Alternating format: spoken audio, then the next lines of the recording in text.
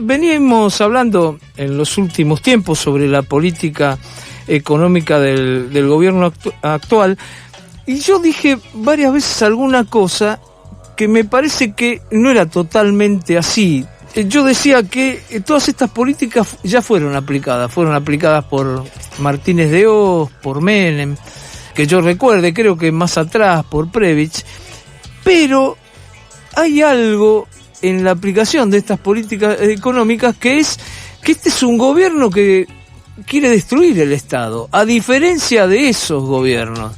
Inclusive hasta la dictadura no privatizó todo lo que decía que iba a privatizar, y hasta, hablo de la de Videla, hasta estatizó la empresa Ítalo, que era de Martínez de Hoz, la empresa energética. Y Menem tampoco atentó contra el Estado, es decir, el Estado lo manejaba de alguna manera, ponía a su gente, robaban desde el Estado. Bueno, hoy hablábamos de José Luis Manzano, pero este tiene alguna diferencia. Y yo quería saber si piensa lo mismo, si puede aclarar algunas cosas. El doctor en Historia de la Economía y docente de la Universidad de la UBA e investigador del CONICET, Damián Vil, también de Vía Socialista. ¿Cómo te va, Damián? ¿Cómo andás, Roberto? Gracias por la comunicación. Mirá, estoy tentado de decirte, como alguno de los ilustres que mencionaste recién, que te estaba escuchando, sí, estamos mal pero vamos bien, ¿no? Como decía aquel riojano famoso, pero ni siquiera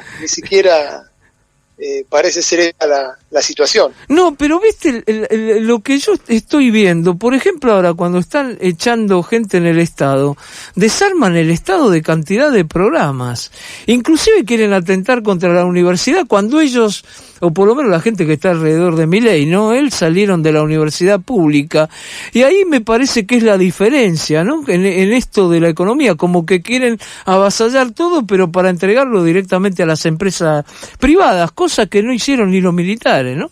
Mencionabas en la introducción, la verdad que mencionabas el caso de Martínez de Hoz y la dictadura, y es conocido por ahí, bueno, en la historiografía quizás recordarán que hasta se negó a privatizar YPF, si bien hubo una cierta privatización periférica, pero Martínez de Hoz y la dictadura eran muy conscientes de la utilización de esos recursos como herramienta estratégica para subsidiar obviamente a un sector del empresariado, ¿no? Que fue, y pues, el ataque de este gobierno en un afán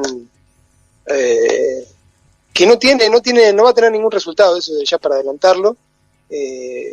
Lo planteaste muy bien, y lamentablemente contra entidades o contra organismos que han dado probada cuenta de su prestigio a nivel internacional y con recursos más bien exiguos, ¿no? Hablaste de la Universidad de Buenos Aires, que está reputada como una de las más calificadas en habla hispana. Podemos discutir la forma en que se hacen los rankings y demás, pero es reconocida la calidad académica, y bueno, yo como docente te puedo decir que el esfuerzo que hacemos, docentes, estudiantes y todo el personal, con pocos recursos, para generar recursos para el país, que en realidad después en gran parte se terminan yendo, porque es un país que no abre ninguna oportunidad para que esos cerebros se puedan utilizar de forma productiva, que quizás un poco el nudo gordiano de la cuestión. Yo creo que el plan económico, bueno, nosotros caracterizamos en realidad que el plan económico que no es un plan, básicamente es un rodrigazo sin plan detrás, ¿no?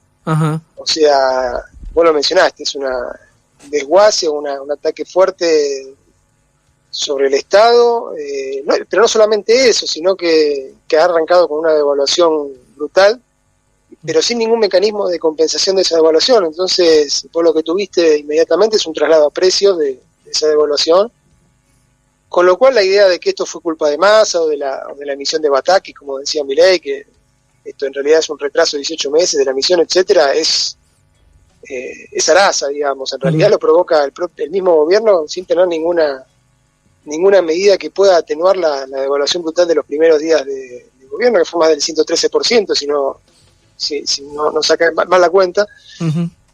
Como decís vos, esta política fue implementada de manera incluso más, se quiere, en términos capitalistas, más seria o más ordenadamente por gobiernos ya pasados, ¿no? Con planes de ajuste vía devaluación, pero con mecanismos que permitían atenuar el traslado a precios. Por ejemplo, el plan de Krieger-Bacena, ¿no? Que no se puede dudar de que fuera, sospechar que fuera zurdo, todo lo contrario. ¿Y qué hace Krieger-Bacena? Devalúa la moneda, pero manteniendo elevadas retenciones, lo que te compensaba el traslado a precios, y de ahí se gana también cierta enemistad de las corporaciones agrarias, ¿no? Hablamos de Krieger-Bacena en la década del 70, ¿no? Claro, fines de los 60, fines de los 60 y 68, 69, que es, bajo el gobierno de Onganía, ¿no? Sucede a Salimey, claro. Y bueno, merced a todas las políticas económicas, después se desata el gordobazo y demás, pero Krieger-Bacena, que una de las primeras medidas es esa, una devaluación, es un plan de ajuste con devaluación, pero atado a la suba de lo que serían hoy las retenciones, de los impuestos a las exportaciones, para atenuar ese traslado a precios, o sea, de forma mucho más ordenada de hacer un plan de ajuste, hasta incluso en términos capitalistas, ¿sí? Sin ponernos a hablar ni de socialismo, ni de medidas ultras. Lo que hace el gobierno es simplemente aplicar una drástica medida que empieza, como te decía, con la devaluación, pero sin ningún plan de salida. O sea, claro, ahora vos fijate que el propio Fondo Monetario Internacional ayer, su vocero Rodríguez Valdés, el chileno del departamento hemisférico, medio que le dice que tiene que pensar un poco en las familias. Le han dicho que paren con los jubilados, porque los jubilados venían sufriendo un ajuste impresionante ya con el gobierno anterior. Bueno, Sí. De hecho, uno de los informes, ahora no recuerdo el nombre de una de las funcionarias que vino, que tenía un nombre de origen indio, sí. También se lo advirtió, digamos, cuidado que con lo más humilde. De hecho, la destrucción que está provocando en esta, yo digo plan y lo digo entre comillas, porque efectivamente no hay un plan detrás, un plan de salida, claro, o un plan de estabilización para barajar y dar de nuevo, como te digo, aún en términos capitalistas. Uno no haría esto uno estando en el gobierno, pero aún desde una salida o desde una perspectiva capitalista hubo planes mucho más ordenados que también fracasaron, porque el problema de fondo, como siempre lo hemos charlado, está en la producción y en la productividad argentina, ¿no? Pero, qué sé yo, vos mencionaste Krieger-Bacena, podemos irnos al plan austral o al plan primavera, con acuerdo de precios y salarios, claro, con el pacto social, también. Todo termina de fracaso, pero la salida en principio es más ordenada y más, o el intento, ¿no? Es más ordenado y más con una perspectiva de estabilización para relanzar la acumulación de capital. Acá no se plantea nada, y lo que vos señalaste al comienzo, en una parte que decías de guasar para entregarlo a los privados, ojo, porque también hay ciertas voces en el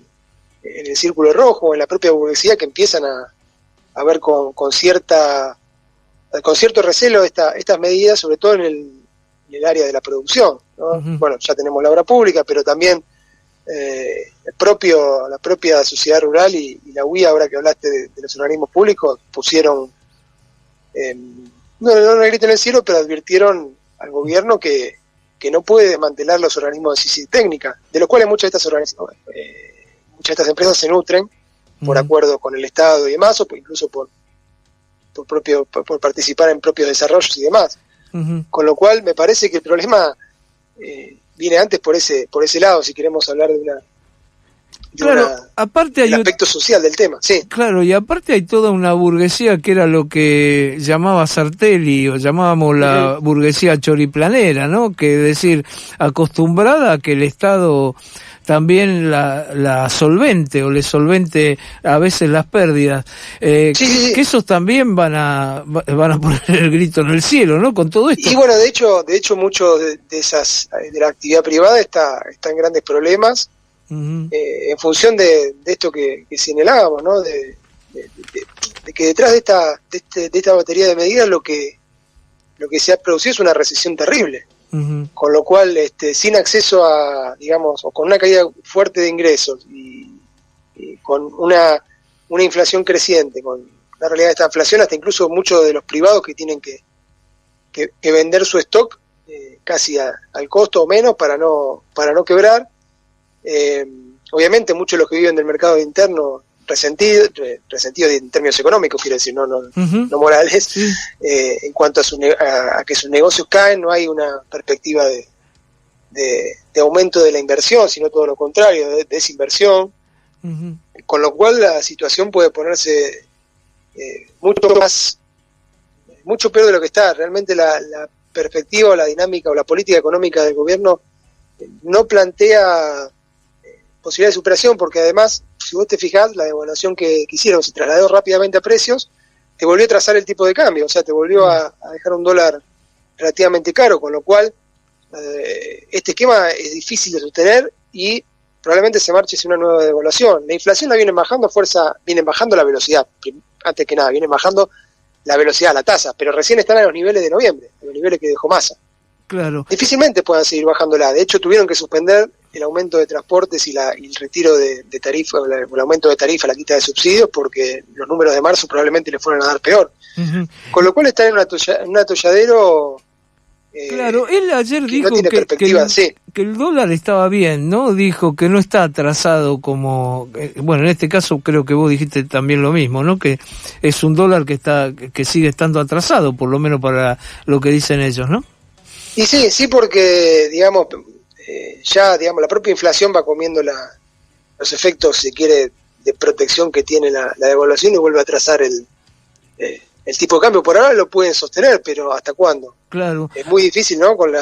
Lo sostiene, como te decía, vía recesión, hay menos demanda en la plaza de dólares, pero hay un cierre, de hecho, las importaciones, con un dólar de importador que está casi el 20% más caro, Uh-huh. lo cual le agrega un arancel a toda la economía, ¿no?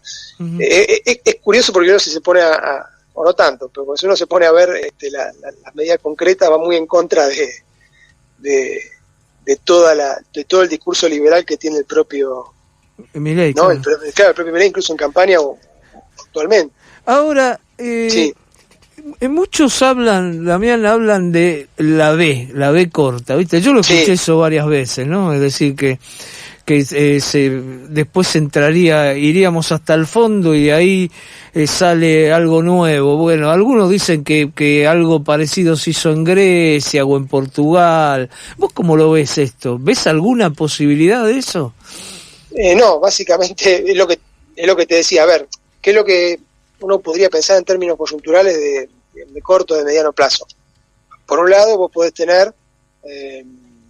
primero, perdón, antes, una cosita que tiene que ver con esto, Sí. y que tiene que ver con tu pregunta anterior. Vos hoy día tenés un país caro para los argentinos, para vivir, porque sumada la caída de ingresos con la inflación, pero también caro en dólares. Claro. Viste que hace poco salieron algunas notas que decían que vivir en Buenos Aires en dólares estaba más caro que muchas de las ciudades europeas más top, digamos, que París y que Sí. Milán. Sí. Lo cual también eso presiona, ¿no? sobre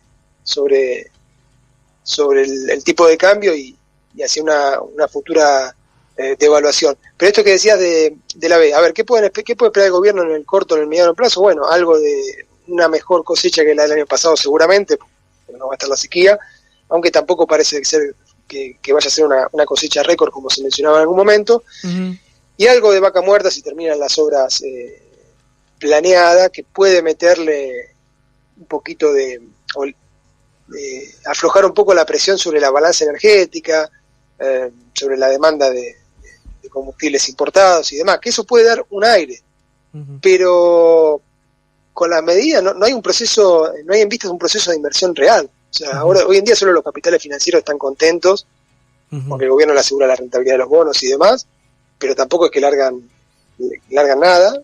Es un apoyo, se quiere, moral, pero después no hay vistas de ninguna posibilidad de recuperación.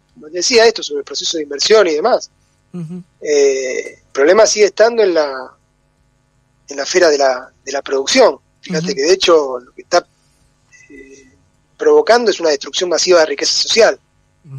Empresas, como decíamos, que quedan en el camino, y el ingreso de millones de personas que están cayendo por debajo de la línea de la pobreza. Tanto hablan de que venían a solucionar el problema de la pobreza y del hambre, y con las estadísticas actuales estamos, ¿no? En 3 meses el ingreso promedio de los trabajadores cayó prácticamente un 20%. La gente que ha caído bajo la línea de pobreza también está holgadamente por encima del 50%, siempre con las mediciones oficiales, ¿eh? No. Claro, si uno se pone a hilar más fino, la situación puede ser peor, con una situación macroeconómica que atenta contra la exportación, ¿no? Por esto que hablábamos del tipo de cambio, del atraso, porque además tampoco hay divisas para importar, con lo cual tampoco se puede producir para exportar. Uh-huh. Todo un combo de situaciones vinculadas al macro que hacen que sea con la dinámica de caída salarial tan fuerte que hay, tampoco es que seamos atractivos en términos capitalistas para las inversiones extranjeras. Por eso no hay no hay asidero para pensar que eso puede ocurrir en el corto plazo y en el segundo semestre, salvo, bueno, alguna, como siempre decimos, ¿no? Que también lo he charlado a veces con Eduardo, la Argentina es una economía tan pequeña que un cambio en el mercado mundial por algún evento puede darle, ¿no? un aumento de los commodities o lo que fuera. No se ve eso tampoco, como que pudiera ayudar a la Argentina. Como pasó en el 2000, ¿no? Con los commodities salvaron a un gobierno. De hecho, esto que decís es interesante, porque estamos en una recesión al estilo 2002 en cuanto a variables, si se quiere, de ingresos y actividad, una recesión fuerte y demás, pero no se ve la posibilidad, digamos, las medidas que está tomando el gobierno para contener inflación o contener el tipo de cambio. Son todas medidas que lo único que hacen es aumentar la recesión, aumentar el endeudamiento del Estado. Fíjate vos también otro elemento que no mencionamos, que es que con toda la recesión, y eso no está muy mencionado, por al menos yo no lo he visto con tanto detalle, si hay analistas que lo tocan, lo que está pasando también es la caída de la recaudación fiscal. Claro. En términos nominales, o sea, con una inflación de casi el 15% del mes, cayeron los nominales, y en términos reales eso te da más del 20%. Claro. Con lo cual, ahí también tenés un problema. El gobierno habla de superávit, pero en cuanto a la obra pública se reactive, porque en algún momento hay que arreglar caminos o lo que fuera, infraestructura en general, y cuando caiga la actualización de las jubilaciones, eso se fuma, ¿se entiende? Entonces es como que volvería a empezar en una situación peor, con lo cual nosotros no vemos que haya ninguna perspectiva de que esto vaya a ser una recuperación. Al contrario, la tendencia es a que la cosa empeore. Está claro. Bueno, hoy se conoció la pobreza de diciembre, que es casi toda la pobreza del gobierno anterior, ¿no? Recordemos, Macri tuvo el 35,5 en diciembre del 2019, Alberto la llevó al 41 y pico. Hay algunos puntos que habría que decir de Macri que ya eran de Alberto y habría que decir de que ya eran de Milei, pero para medirlo se profundizó la pobreza con el anterior y ahora sabemos que no baja del 44 y pico, ¿no? Que era más o menos lo que midió la UCA en el segundo semestre. Casi 60, sí. Claro. Era ahora la UCA, sí. En septiembre. Sí, que es así. A ver, como está medida la inflación que se relaciona con el acceso a la canasta básica a la canasta básica total y demás, una vez que en cuanto suben los precios, o sea, hay un proceso inflacionario y los ingresos se mantienen estables o más bien se retraen, obviamente en términos estadísticos más gente va a caer por debajo de la línea de la pobreza, y es la consecuencia, digamos, lógica de esta dinámica. Yo, como te decía recién, puede ser que no estén los datos de febrero y obviamente que los de marzo, que todavía no terminó, pero no me extrañaría que supere holgadamente el 60, lo cual para un país como el nuestro y no con un tono nacionalista o tampoco moral, sino en cuanto a las posibilidades que tiene la Argentina materialmente y en cuanto a sus recursos humanos, es una tristeza doble, ¿no? Podríamos estar mejor, quiero decir. Seguro. Damián, una cosita que a ver si la podés explicar, porque de esto no se habla y es un saqueo que se le ha hecho a las clases medias. Cuando se habla del beneficio de todo el movimiento financiero, uno habla de los grandes operadores. Ahora, las clases medias bajas, que por ahí pudieron conservar algún ahorro, le han venido bajando las tasas, ¿no? Y eso Claro. fue más o menos un plan Bonex, pero sin que se dieran cuenta. Porque el plan Bonex, recordemos que llevó adelante el peronismo en la época de Menem, Sí. que era directamente te sacaban los intereses y te devolvían la plata Sí. que te la licuaban. Esto ha sido una licuación, y sigue siendo una licuación, y se ha dejado pasar, ¿no? Sí, a ver, esto va parte de lo que decíamos en algún momento, es parte de estas medidas tipo motosierra, o sea, de jugadas de desmantelamiento y ataque un montón y la licuadora, ¿no? La licuación del gasto estatal vía cancelar programas enteros o mantener con presupuesto del año pasado, como pasa con las universidades. Lo mismo con los ingresos de la población, una brutal transferencia.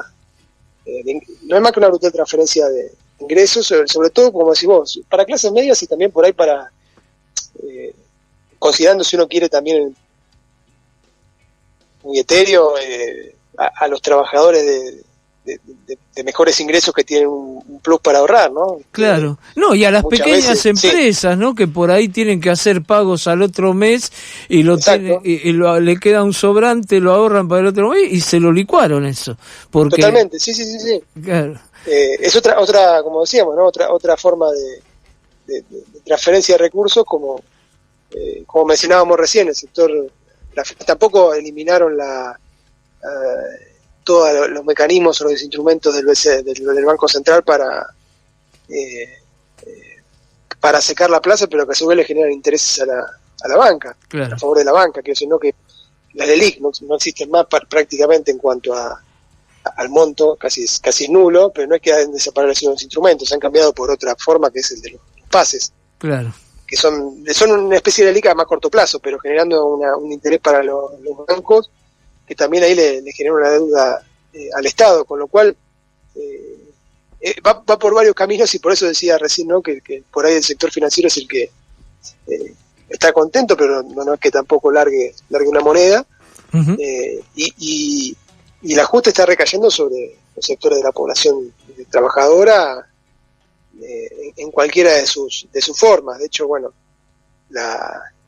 se había anunciado hace unas semanas el bono para las familias que tenían para ayudar a pagar las cuotas de los colegios privados a la familia, lo cual ya llegaba a un punto